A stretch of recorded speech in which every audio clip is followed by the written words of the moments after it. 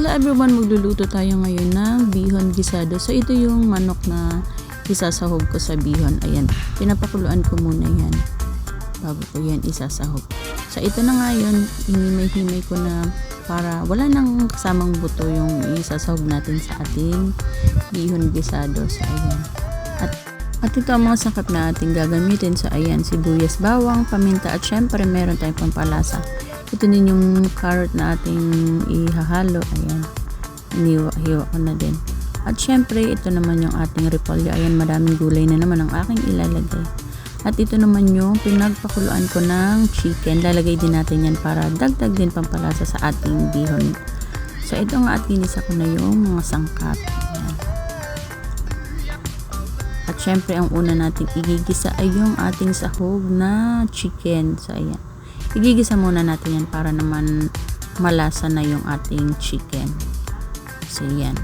At syempre kapag nagisa na natin yan, lalagay ko na yung pinagpakuluan sa chicken na yan. Ayan, yan muna ang ilalagay kong una.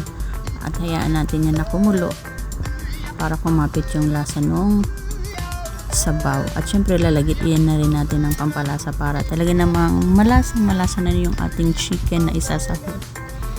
Yan, hayaan lang natin yan kumulo hanggang ma-absorb ng chicken yung pampalasa na nilagay natin. So, hayaan lang natin yan na kumulo para maluto na rin yung ating chicken. Hayaan lang natin kumulo yan ganyan para talaga namang manuot yung lasa ng ating pampalasang nilagay sa chicken. At syempre dadagdagan na rin natin yan ng tubig. So, ayan. Hayaan na naman natin yan na kumulo at lalagyan na rin natin ng konting toyo. So yan, ayan lang natin kumulo. At kapag ganitong kumukulo na, lalagyan na natin yung ating bihon. So ayan, ganyan lang kadali, ganyan kasimple magluto ng bihon gisado. Ito yung aking version naman, yung paraan ko kung paano magluto ng ganito. So ganyan lang kasimple, ganyan kadali. So ayan, hayaan natin yan na maluto yung chicken. At ayan nga, kasama na yung bihon.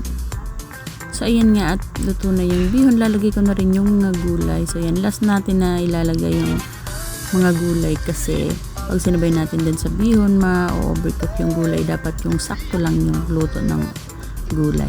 So eto na nga, at luto na ang ating bihon gisado. Ito yung version ko ng bihon gisado. Napakasimpleng luto ng bihon gisado. Sa ayan, chicken lang ang sahog, pero yung lasa niya talaga naman na masarap na.